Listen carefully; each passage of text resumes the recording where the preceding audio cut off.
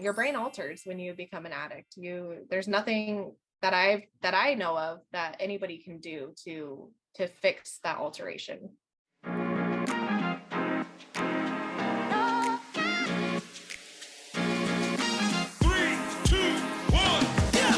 After leaving the corporate 9-to-5 grind, I became the boss of my own spiritual business, helping others explore and navigate the human experience from insight, wisdom, and lessons learned along the way. Today, I help aspiring spiritual entrepreneurs gain the confidence to share their gifts with the world. Welcome to the Happy Healing Shop podcast. I'm your host, Trang Pham Nguyen, and each week we'll dive into incredible stories of strength, resilience, and transformation. So, if you are ready for some serious breakthroughs, laughs and tears, and stories that will inspire you, you are in the right place, my friend. Let's get started. Today, I have such an inspiring person from the Happy Healing Shop community, actually, and former client of mine, Davina Avina. That's right, that is her name, Davina Avina. And holy moly, when I met her, I never thought she grew up with the story that she's about to tell you in this episode. From growing up without a father, to battling addiction, and finally discovering her hidden gifts as a psychic medium and being able to connect with the afterlife and how that's opened her up in so many different ways. I'm so proud of her and I'm excited to have her here. Please welcome Davina. Hey, Davina, welcome to the show. Hey. Okay, so you've been on a couple of my podcast episodes already, so I think the listeners know you quite well, but I want for them to actually hear more about your personal life because it's been quite a journey for you, right? From going from addiction to also developing your psychic mediumship abilities and them starting to appear later in life. So when you were growing up, did you always feel that you were psychic, or did you know something was up as a kid, and were your family and friends supportive? So I don't think I really knew what that was when I first started noticing weird happenings. I think that, it's later on in life when you start watching more TV that you kind of know what a psychic medium is. It's in TV shows is something spooky. I just remember as a kid being as young as probably about 5, seeing different things. And I actually thought I had some type of like mental health disorder, even as a kid, not really knowing what that is. I thought something was wrong with me, that I was different, that this wasn't happening to other people. I actually became really good friends with one of my neighbors, and his grandma was like very, very religious. And I just remember being in her house and seeing a whole apparition of some creature. And that really scared me. I never went to her house again because I'm like, oh my gosh, this woman is like protected by the Lord. And here this thing is in her house, and I'm never going in there again. And how old were you? I think at that time I was probably about 6 or 7.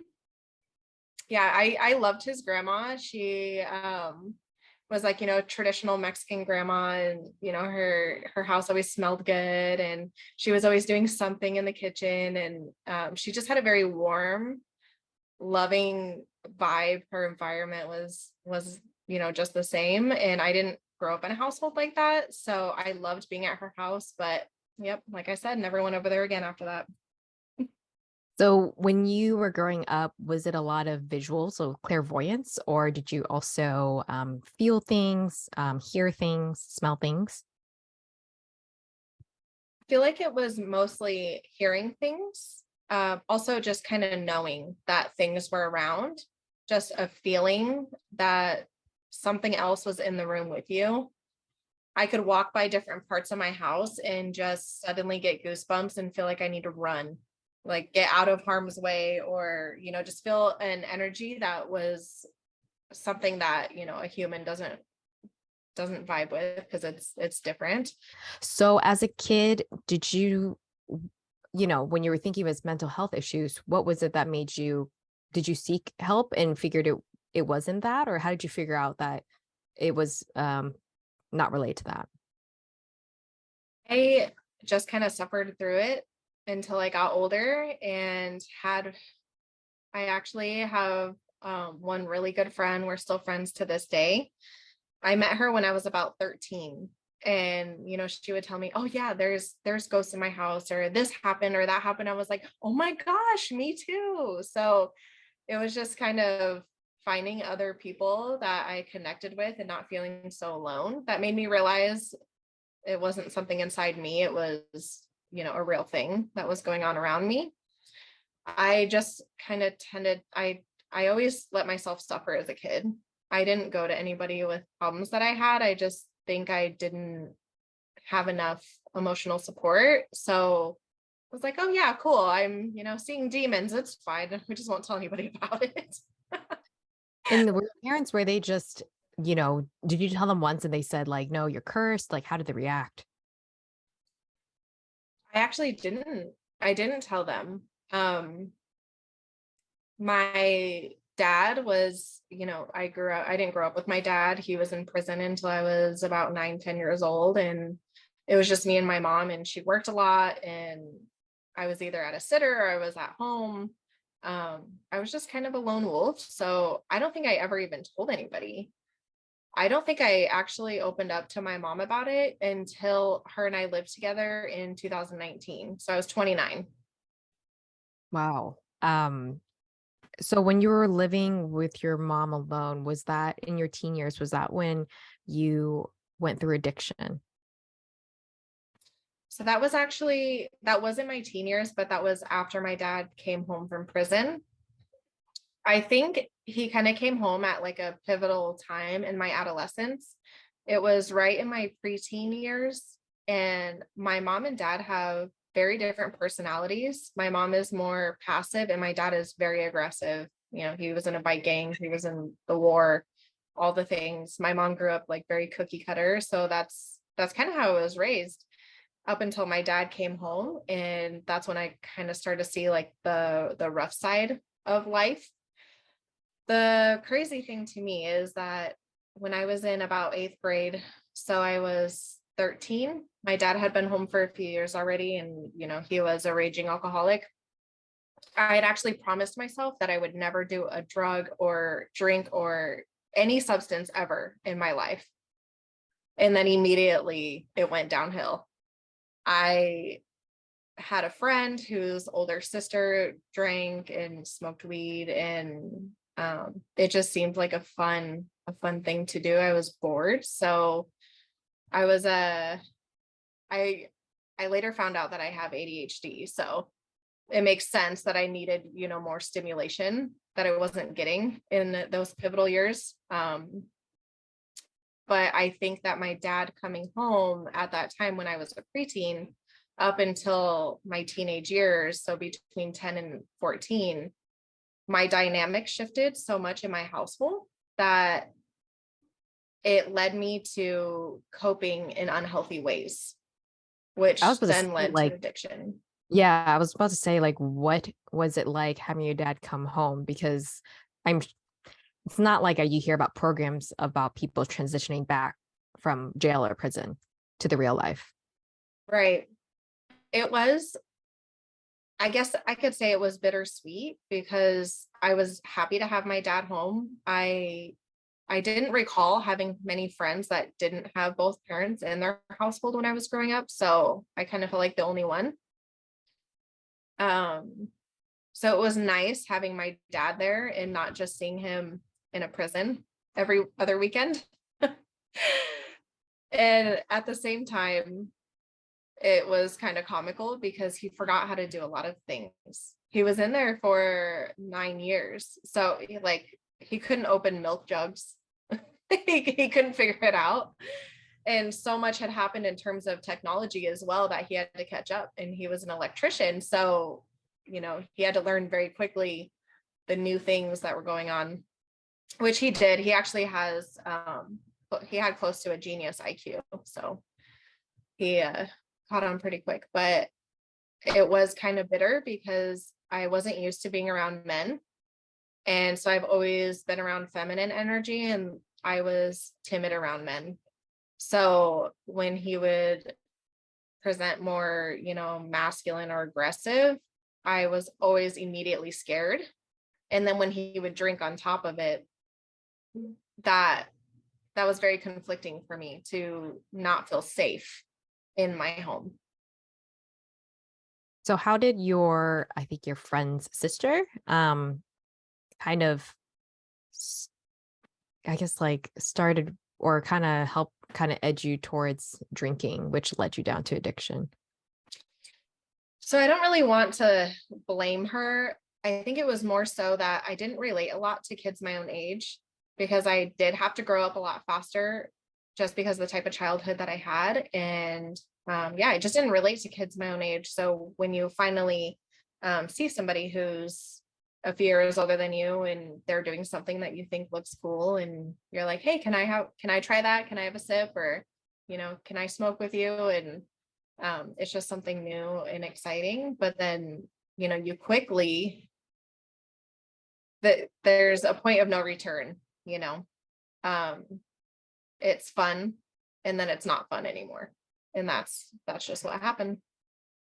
Yeah. So when you were saying you weren't diagnosed yet until later in life with ADHD, do you think it was you wanting to drink and having that stimulation, having that fun, and then kind of seeking it more and more each week until it got out of hand?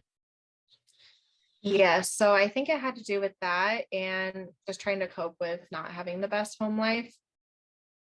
I just wanted to have some freedom and I was a little bit of a rebel. My dad had a very rough upbringing and he wanted to kind of shelter me and wanted to raise me different than his other kids, but it ended up going the other way. It was too much. So that's what led me to sneaking out and not feeling comfortable confiding in my parents with things. So it just led me to sneaking around. And it's like, well, he says not to drink, I'm going to go drink. And I mean, most people will say that drinking is fun. It does, loosen you up. And um, most people who drink, they can do it in just social situations and go home and be fine. But that's not the case for everyone. What do you think your parents could have done during that time to maybe support you? So I asked this question because let's say parents are listening in and they say my child's being a rebel or they're getting to drinking maybe with the wrong crowd. What do you think a parent could do in that situation? I think what would have helped me at the time is I feel like it mostly stems from my dad. I think if my dad would have kind of just came up to me and said, okay, let's put everything on hold right now. Let's talk about what's going on and let's figure out a plan that we can fix it together. Like, I don't want you to go down this path because XYZ. This is what happened to me, and I don't want the same thing to happen to you. So let's figure out together how to get you on the right path and what I can do to support you emotionally.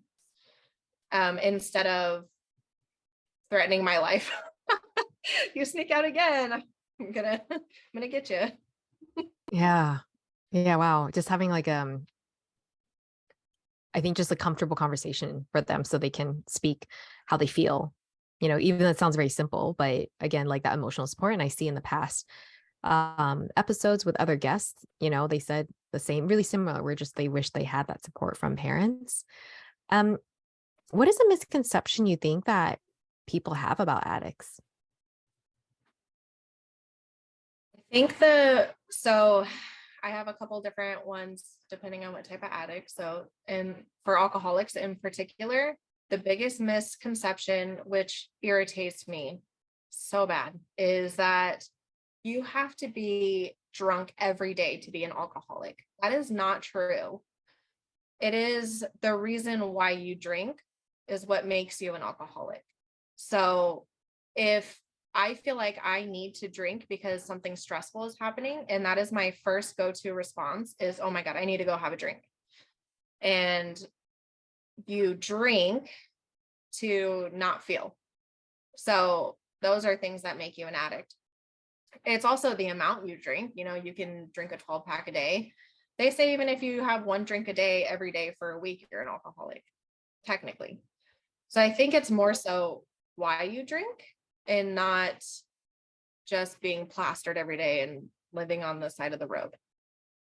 Right. It's kind of like, I think an acceptable addiction in society right now is coffee. When people say I need my coffee every Hmm. day, you know, but usually when people drink a lot of coffee, they don't associate with alcohol because alcohol, you've seen like people can wreck and cause more damage from the repercussions of being drunk.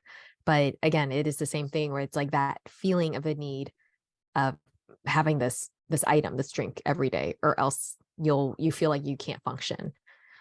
Right. And I also Mm. feel like with drug addicts, it's well known, once you're a drug addict, you're always a drug addict. You can't be around, the drugs that you used to do or just drugs in general.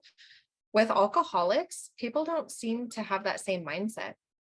They think that, you can get over alcoholism. Like, oh yeah, she was an alcoholic 10 years ago. She's fine now.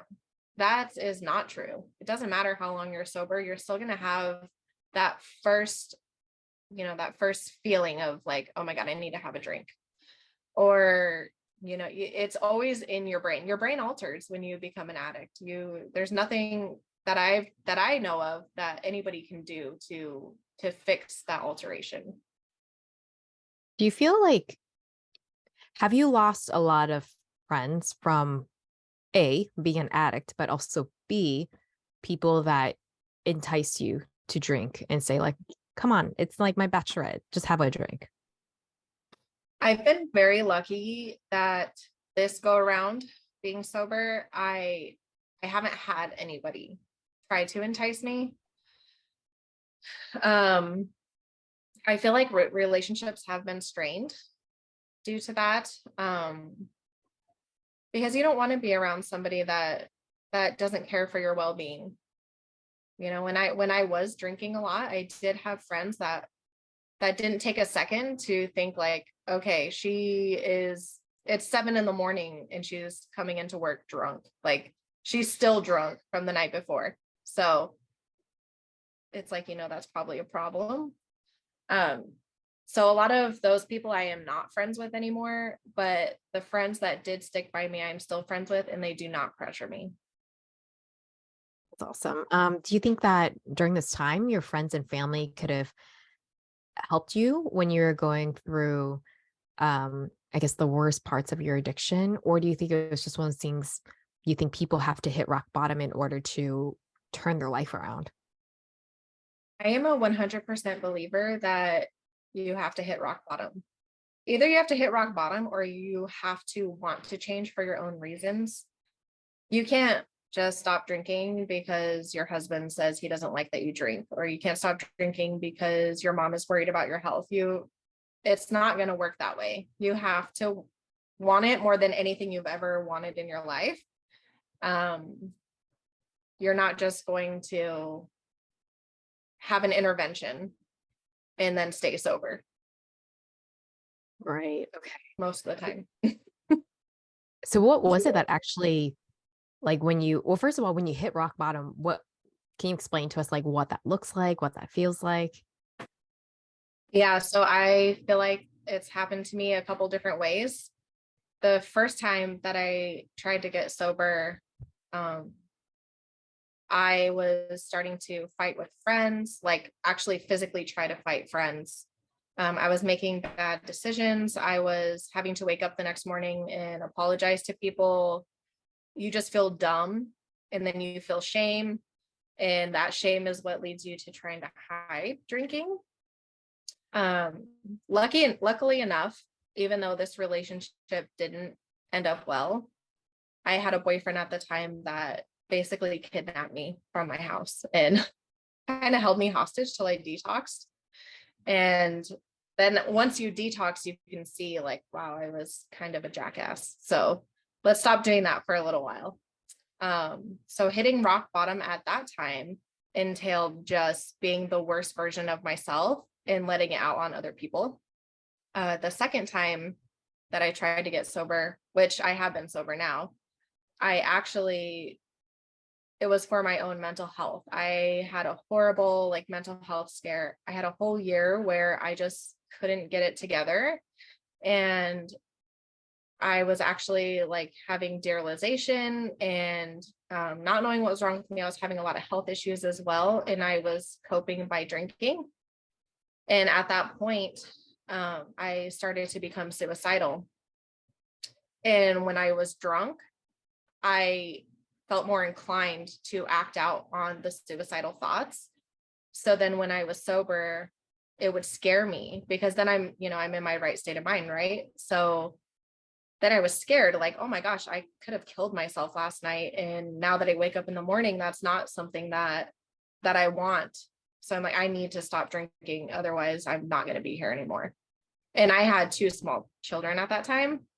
And it's like, even when you have kids, it's like love doesn't cure addiction.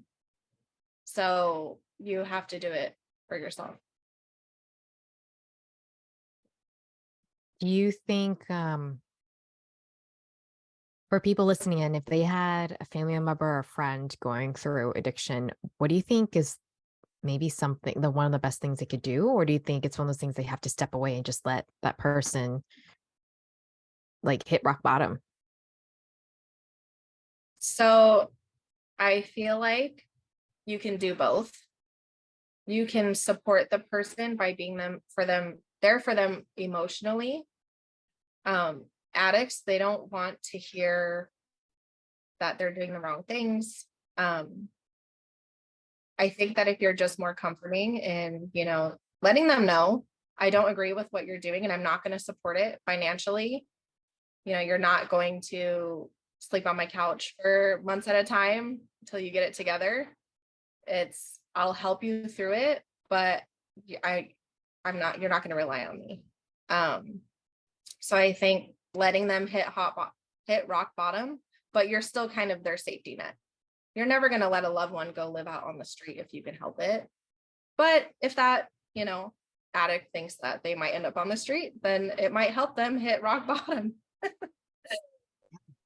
So besides, when you said you just didn't want to feel suicidal anymore and and just not feeling like that and living every day feeling like that, would you say that along with looking at your children were the main factors on what it took to want to turn your life around? Yes. Nobody wants to have suicidal thoughts. It's not fun. It impacts your life. You just can't function anymore. And when you're a mom to 2 small children, because I didn't have the best upbringing, I always wanted to be the best mother that ever existed, which now I know that's not a thing. Okay. You can't be perfect, but, I didn't want them to grow up seeing a mom who was different. So what I mean by that is anybody who has a parent that is an alcoholic, you see their sober side, where they can care for you, that they can love you, they can meet your needs. But it's like Dr. Jekyll, Mr. Hyde. As soon as they're drunk, they can't meet your needs anymore. You're now meeting their needs by tucking them in at night or, cleaning up after their messes. And I never wanted my kids to feel unsafe the way that I felt unsafe. So my decision was, they were never going to see me drunk, which now that they're older and can remember things, they have never seen me drunk. So mission accomplished. So far. No. Yeah, I met your kids before and they are very lovely children, very funny too. And, you've been, in a way, breaking the generational cycle, generational trauma. When you were going through rock bottom for your addiction and you were turning your life around, what did that look like? Did you do programs or did you how did you detox? So the first couple times, the first time, like I said, I was basically kidnapped and held hostage, and I don't recommend detoxing that way. I was sick, felt like I had the flu. I was shaky. My skin was changing pigment. And I was extremely emotional. That's not a good time. I don't recommend that for anybody. The second time, I actually had a very close friend who was a heroin addict, and he had been sober for a year, and he kind of helped me lead me down, the path to getting sober. And so I went to AA meetings with him. Unfortunately, he has now passed away. But this last final time, I was fortunate enough to where I wasn't at the point where I was drunk every day. So there really wasn't any type of detox. It was just more so keeping it out of my house and telling the people in my house, like, hey, don't offer this to me. If you want to drink, that's fine, but I want to pretend it doesn't exist. Don't invite me to parties. Don't invite me to the bar. I don't even want to go to a restaurant during happy hour. So it's just being self-aware and knowing what you can and can't do. Right. So you kind of have to take care of yourself in that time, because nobody knows what you need, especially if you're not surrounded by addicts that are also recovering. And then, a few years ago, you were telling me that you had psychic mediumship abilities start to kick in. So, and can you tell the story about how that happened and what it looked like? So, like I've said, I've always kind of seen things or felt things growing up. I've never actually communicated with a spirit. And I think growing up, you have a lot of weird misconceptions about, there's a boogeyman in your closet. You don't think about, it's energy. You just think something's trying to get you and, suck you under the bed. So when I got older, it was actually, I think it was right after the pandemic when things started opening up again. I finally got to see one of my friends for dinner. And she is one of those friends that you don't talk to for a long time, and then you just pick up right back where you left off. Her and I have been friends for a very long time, but I've never been close to her family since when we met, we were adults. So I didn't grow up seeing her grandparents or anything. But we were at dinner and we're having a conversation and she's talking to me. And then all of a sudden everything it's almost like you're in a tunnel and I can't hear what she's saying anymore. And then I just see like an old lady standing behind her. And everything just in my head went out. Like there was ringing in my ears. I just couldn't hear what she was saying. And I don't know if I was like scared or if the energy was just more than I'm used to, that I actually thought I was going to pass out, until I was like, no, come back, like get it together. You're sitting in the middle of a restaurant. She actually didn't notice anything, which was nice. And it was a couple days later, I called her and I was like, hey, so does your grandma look like this? Does she wear like these glasses and have curly hair and like to wear shorts that are like this long and this type of shirt and all that? And she's like, what are you talking about? How do you know all that? And I'm like, I think I saw your grandma at lunch the other day. And she was like standing behind you. I don't know what she wanted, but I think she's just maybe trying to say hi, I guess. And she's like, oh, well, thanks for letting me know. And then ever since then, it's just like been nonstop. So at first, it was something that I felt like I really couldn't control. And anytime I did readings for people or, connected to somebody's past loved one, I would get sick. Like I would feel sick. Now I don't get that way as much, but it's definitely been a journey. Have your abilities just over time been growing and growing, or more did you find that when you practice more, that's when those psychic ability muscles or intuition start getting stronger?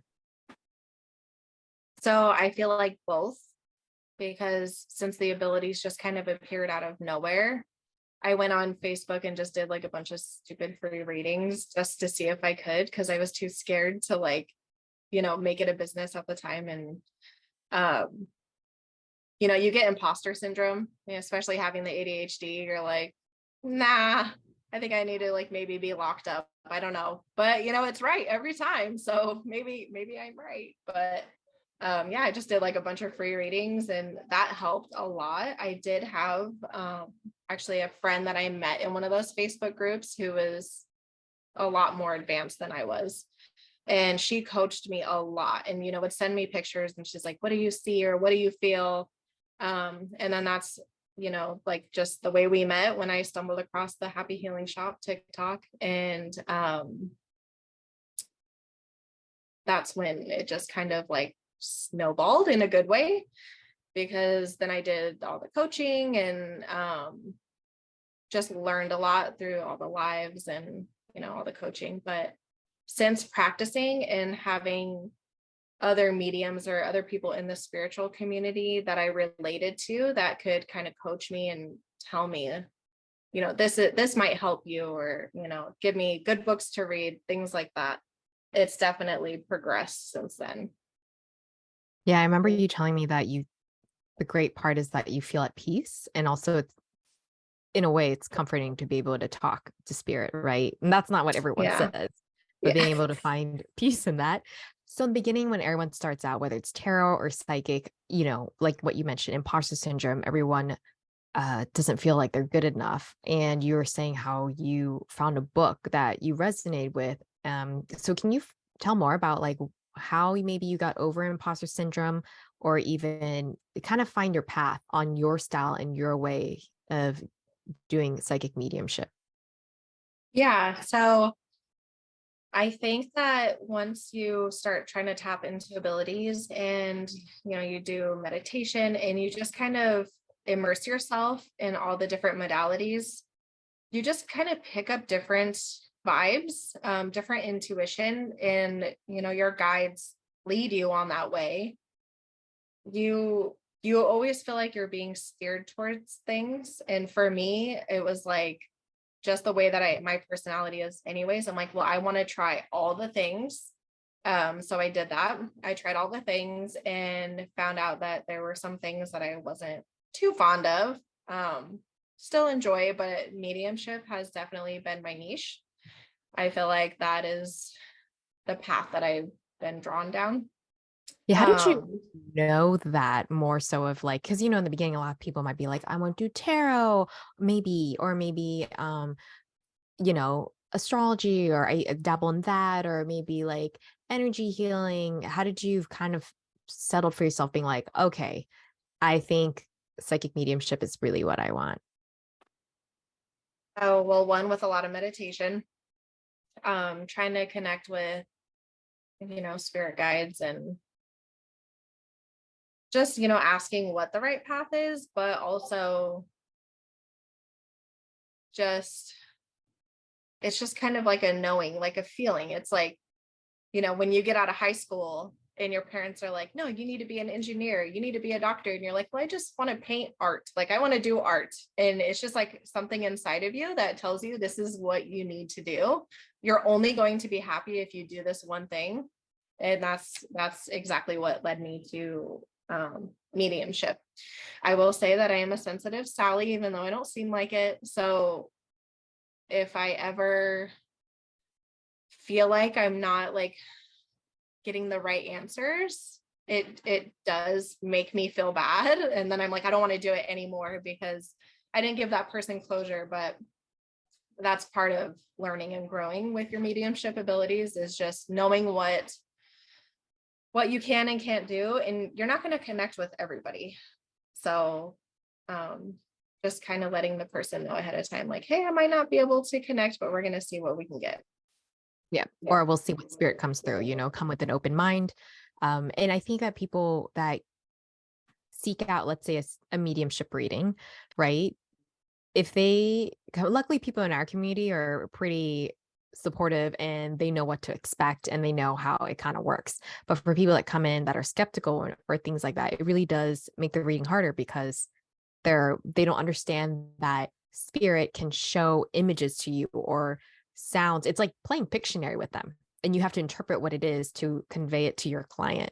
And when people don't understand that, it's really hard for them to say, like, skeptics can be really tough. Um, so for people that are going through the same path as you, where they're trying to find their way of the spiritual modality they want to dive deeper into, what advice would you tell them? So my advice would be to first try it all and see what you like to do. Um, read as many books as you can. If you don't like reading, go on YouTube and watch videos. Everybody learns differently. And also, if you're leaning more towards mediumship, what helped me the most was finding out what type of medium I am.